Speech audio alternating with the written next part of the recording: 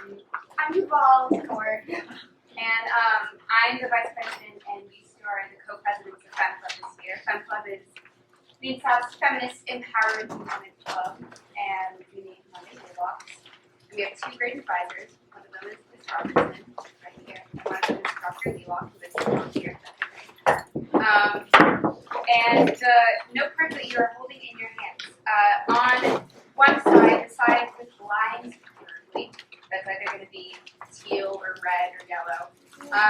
Feel free to write a question you might have for any of these panelists about their experience as a female at Newton South, or just kind of anything pertaining to gendered experience they might have. And then on the pink side, or the blue, or whatever, the one without lines, feel free to write an experience you've had where you feel your gender has affected the way that you experience yourself, or someone else might like experience yourself. Raise your hand if you feel your experience at South has been affected or defined by your gender identity.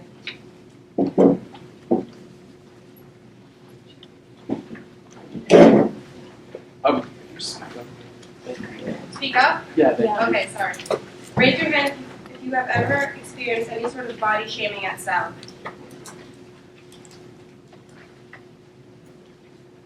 Raise your hand if you feel you have a safe space at South, be it based on race, gender, sexual orientation, religion, etc.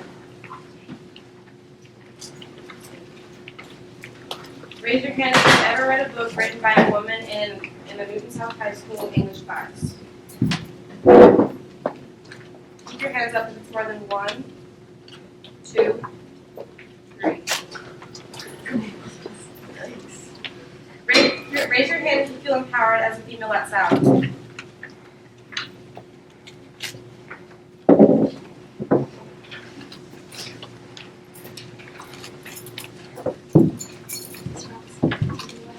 Sure. Okay.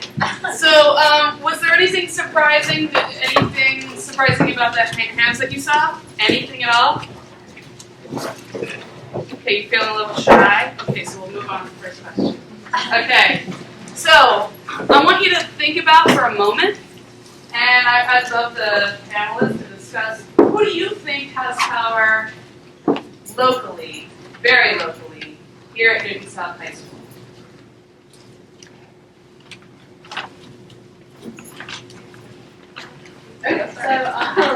Well, we were talking about this question a little bit, and I think the first thing that comes to my mind is obviously like people who sit at the L bench, or people who sit in senior classes, which is kind of the easy answer to go right to.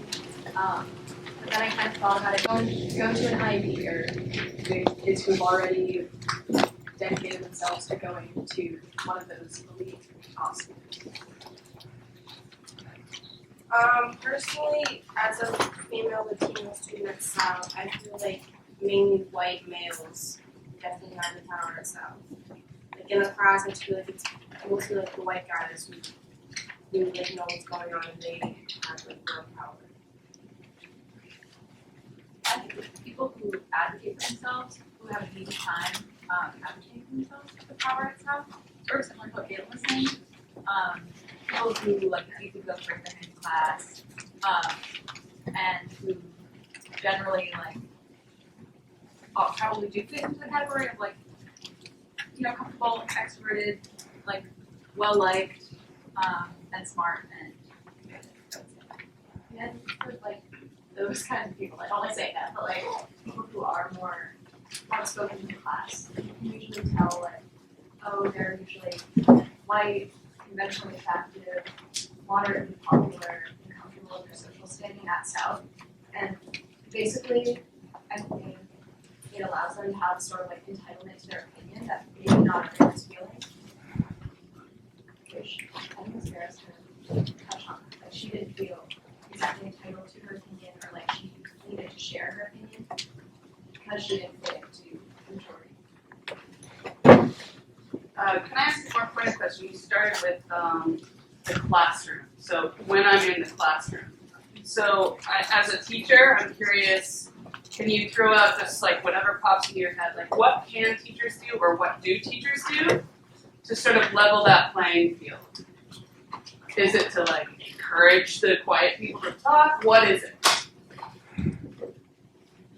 I think a big thing that teachers can do is that if there's, and like I identify as someone who maybe talks in class a little too much. Like if there's someone who's really talking in class a lot, and like a very smart person who's very aware of their, like very confident, I would say maybe like encourage them to talk sometimes and then say, okay, that's enough from XYZ person. Anyone else? I think just encouraging people who might not have spoken up otherwise, because of other people who are dominant in the conversation, to speak up is a good thing that teachers do. Not in a forceful way, just like. I think sometimes like teachers say like, can I hear from the people who don't talk as much? And I don't know if that's like the best, because like then people who don't talk that much are forced to raise their hand, like kind of like show the whole class like, yeah, I probably don't talk that much. And that is interesting. It's like we're saying how like people who easily can share their voice and people who easily have a voice and feel confident using it feel like have a sense of power in a classroom environment and in a discussion.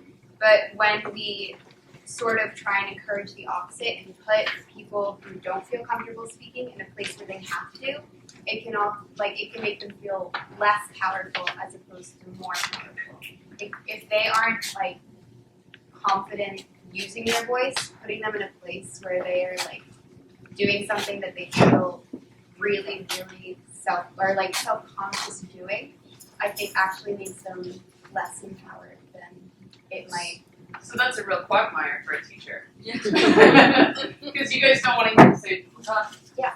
But you don't want to be, you don't want the teacher to try to get the quiet people to talk.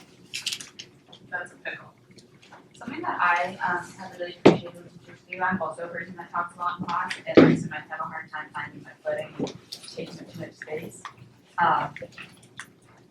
Something that I've seen that my teachers do that seems effective to me is like when a student writes something or prints a homework assignment and they share like an interesting idea on paper, is to then like give them the confidence at the beginning of class, like, hey, I loved what you wrote in your homework, will you share that with class? Because then they've already written it down. If they're a person that's not comfortable raising their hand because they never have anything to say in the moment, then they already get something written down, and the teacher's giving them the confidence that what they wrote down is good and they don't just have to say it like for the first time out loud. And I've seen in a lot of my classes this year teachers doing that, like calling out students like, oh, I think you answered that question on your homework and I liked your answer a lot. And then they just take out their homework and read it confidently, and it always is a great answer. And maybe that's when they get their best ideas out, is at home, and they have space and time to think.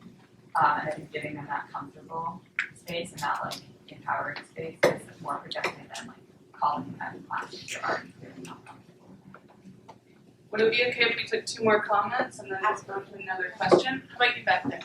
Bouncing off Jesse's idea of like safe space, I think a lot of times people don't participate because they don't feel comfortable in their classroom because like I guess social inequalities and like just the atmosphere of the classroom. So I think it's really important for teachers to try and create that community, make sure everyone feels comfortable. For example, like I'm in the Global Communities program and I feel like so comfortable in my classes and like everyone's so close. So I think just like taking the time in the beginning of the year to kind of like bond and get to know each other. That's right. Yeah. And Rachel. Miss Becker. Miss Becker! My life outside school. So something that I am hearing people say that both teachers and maybe students who are power brokers in the classroom can do is this concept of amplification. So if somebody says something and then instead of kind of lingering on that point, either the class or the teacher moves away from that idea. If you heard something that a quieter voice said in the room, like big up that idea, and you can actually like name the person and say, you know, I wanted to go back to and repeat what Aviva said, and you actually amplify that idea.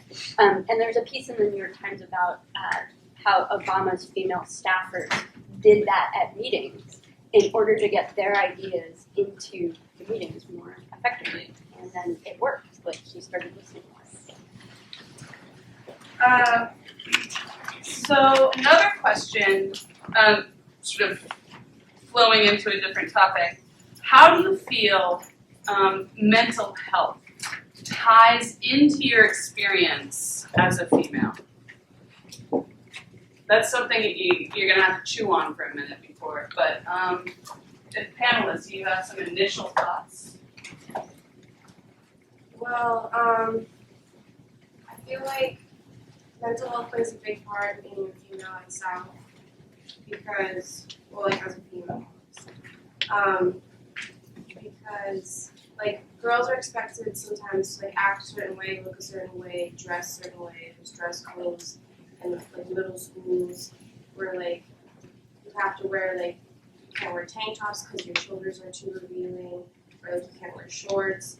And I just feel like it's like if a girl has confidence enough to like show that, then she should like be applauded for it and not like put down. And to like make girls change the way they look and not like just educate boys to not look at girls a certain way. I feel like that's like a huge piece as well. And like it plays a huge part in some girls get like eating disorders from like expecting to be skinny or like all of that. And also it's just like anxiety and like depression is like huge. It makes me feel like I'm kind of playing into a stereotype of women that's like not confident, not strong enough to be able to like deal with school. But it's just not true.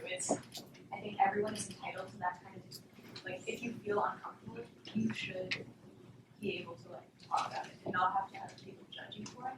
Because that's kind of the exact reason. It's just like plays right back to the problem. I think also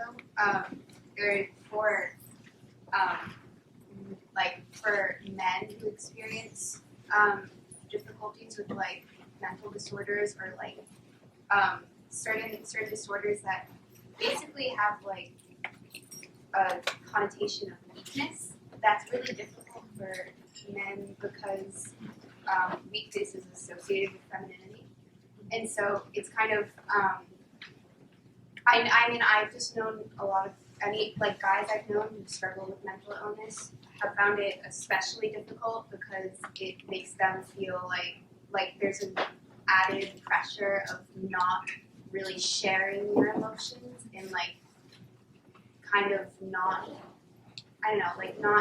showing weakness. And mental illness in the world is really treated as a weakness more than anything else, I feel like. And so having that stereotype of women being emotional and hysterical means that there's a lot of pressure on guys to like avoid that, and that makes it just that much harder for men dealing with mental illness. I think also there's that stereotype that if a girl is emotional, she's on her period. Or so I think if there's a girl with a mental illness, say like depression, it's hard for somebody to take them seriously and take their mental illness seriously. They can just push it aside and say it's it's a girl being emotional. I think on the positive side, the way that being female has impacted my experience with mental health, as someone who does have mental health disorder, like I've had depression, I think that I've found a really, really supportive community of girls, and I think that South does have a community of girls that empower other girls and can talk about things, and I think that's something really beautiful that I experienced with South. I kind of want to know what you were saying. I think that it sucks because sometimes I feel like I can fall into the trap of like blaming things on my grades, and I hate it when people do that because they're, if others do it to girls, I think it's rude, and if girls do it to themselves, I think they're invalidating their own emotions. Like yesterday, I had a really powerful and emotional English class, and people were tearing up, and I teared up, and then it was something I couldn't really relate to. I started to cry really heavily, and I was like, why am I crying so hard? Oh, I'm getting my period tomorrow. And that's why. And I hated that I had to invalidate that when I'm allowed to feel that kind of emotion for someone else.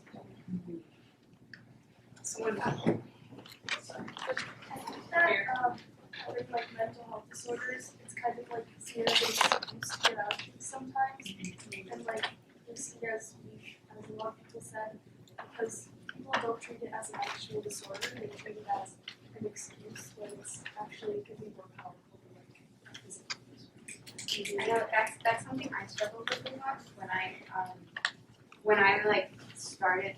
When I started getting like really anxious and like having like panic attacks and stuff. One of the like biggest things I struggled with was like I kind of told myself all the time that it was like I was kind of doing it for attention. Like I was like doing it on purpose, but I wasn't actually that anxious, but I was making myself anxious just to like, I don't know, to like get attention. Because I feel like that's something that's stereotyped too, like within mental illness, a lot of people think that sometimes characterize mental illness as just like attention seeking and like you just have like special issues or like you just want special circumstances. And for me, that's something that like I guess in like an anxious and irrational way, I just told myself that I was like making it up. And I think that was because girls are sort of made to feel like they kind of overreact a lot. And so I kind of just told myself, even though anxiety kind of is in principle just overreactions, that's like what anxiety is, anxiety disorders anyway. But I just kind of, that was something I really struggled with. Like I just almost like wouldn't believe myself, you know. Off of that, the word hysteria I recently found out, his means woman, which is just like, so just like that right there is Recently I was in a psych ward and when I was in there, like there'd be 16 patients and 14 of them would be girls and 2 of them would be guys. So I was just thinking to myself, like either these guys out there are getting help or they're ashamed of getting help or like we're just like really emotional. So I mean like I was just like this is crazy, like there's really like almost no guys in here and like the majority of the guys that were in there weren't in there for depressions, they were in there for like anger management. And all the girls were in there for like eating disorders, depression, anxiety, all of that. So I just feel like that really says something about the female. I think there's also this idea that if you're a male, then you can't really speak up and say like, I have depression, or like males can have eating disorders too, and we never really think about that because it's not really a common thing among males because they have this like, I have to be macho, I have to be like tough, I can't be girly or a female, and I think that's really sad to think about and point out. Yeah. Keep your hand up if you have a card. Commentary on body image is important because it like really plays into like the girl's head and like how she views herself.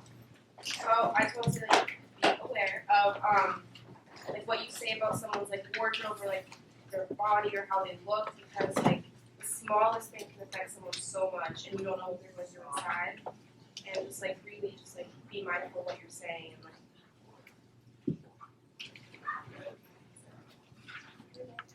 Also, this side, people need to view mental illness as what it is, which is like a disability, like a mental handicap, instead of just something it's not good at the same. So, I mean, a lot of times girls will blame guys for, like if they're feeling self-conscious, they say that guys, I'm not saying all the time, but lots of times, they say, oh, guys are judging me or anything, but I've actually noticed that it's more than, like it's a lot of times it's girls, without even realizing it, will be saying something and make somebody else self-conscious. So, like if you look on social media, there'll be these girls posting pictures of celebrities saying, oh my god, body goals, or like, or whatever, and it's just, like they just mean it because they're pretty or whatever, but then it leads other people to want to be like that. Yeah. Like, I think something, like, this school doesn't really enforce, dress codes in a way that, like, I don't know, you read a lot of news articles about, like, girls have to put on this, like, neon yellow like shame shirt. It's, disgusting. And I'm glad we don't have that. I'm really thankful that we don't have that. But it kind of like, I still notice that like dress codes are still kind of enforced socially. So I've definitely come to school and had people who I love, who I've been friends with for many years, tell me things that are really judgmental and make me feel really bad about myself, even though I know they do love me and they're not trying to hurt me. They do like ruin my day or ruin my week or whatever. And like, it's so hard because sometimes you just want to forgive that person, but they are doing something that is kind of like inherently sexist by shaming you for your body. And it's obviously shaming you for your body, what you're wearing, or your style, whatever. It's kind of hard because it's like coming from someone you love, so it's confusing, it's just hard to deal with. I think this was kind of, I can't speak for everyone, but yeah. Like for me this morning, my mom was like, "Are those shorts like too short for school?" And like usually my parents don't do that because I think they've kind of given up on that. They've kind of realized I kind of like dress the way I want, and they can't really do that much about it. So like even if they don't like it, I don't really care. Just like even though like South, I personally I know like some other people have had experiences, but I don't think I've ever had an experience where like I've been told that I have to change or like I like am wearing something that's inappropriate for school, not like by teachers or like actually officially, but there's still like I think in our world and like in our society that dress code is just like a thing that so many people deal with that like it's almost just expected, even in a school with no rules. Like you're still expected to follow this dress code that kind of doesn't even exist. Yeah, it's like me often like it just comes out like I can't believe you're wearing that. Or like or maybe you see something tall and you're just like, whoa, I can't believe she's wearing that. That's ridiculous. And they're like it's like I mean everyone has done it and it's like it's wrong. It's just wrong. Yes. Well, the first day of school, I wanted to wear like a crop top, but then my mom was like, "You want to be taken seriously by your teachers?" And I'm like, "What determines my like value and how people take me seriously just because I'm showing like an inch of my stomach? Why does how much I show like what does that have to do with me and my personality?" How just something like how some girls with like big boobs or something like that, they don't get into wear.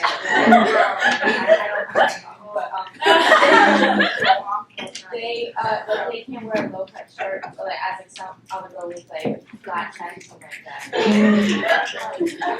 Okay. Girls with big boobs, right? So like girls with small boobs, like they wear like a revealing shirt. It's fine because it's like flat or tasteful. Yeah, it's fine. Yeah. Artsy, Tumblr, cute, whatever. And then girl with big boobs comes along and wears like a crop top or like a bralette or whatever to school. It's like, oh my god, she's such a whore. It's out for the boys. She's trying to being sexual. Like so much cleavage. Like we all have a chest. The size of it doesn't matter. If I want to wear a bralette, deal with it. You can take a little crack in my chest. I just learned a new word, by the way, but bralettes. It's so pretty. Yeah, it's right here. I think there's also Yeah. about that is when you hear people make comments like oh that's funny or oh like this is what she's wearing that is you know that that's wrong, but it's also like it's so hard to call people out on that because you don't want to be the person who makes a big deal out of nothing. Because to some people it's like it's just routine. Like you see someone wearing something you like you're like, oh that's a little slutty. But like what you're implying with that, and I remember this because I think for like any seniors like moving thorax, sophomores. Yes. That is such an impact on me because I never realized until then that like calling something slutty was implying like I didn't realize that it said that this girl is showing skin and there's something wrong with that because it's saying there's something wrong with like these sex or Like females let males kind of empower us. 'Cause, like if I'm wearing a bralette and a guy's like, "Oh, like you look good today," I'm like, "Wow, like must be the bralette." Like I'm showing. Like, oh yeah, like I'll wear it again. And I think that like once, I think like 2 years ago or something, I was wearing a turtleneck that was covering everything, and a guy was like, "Oh, like I like your turtleneck.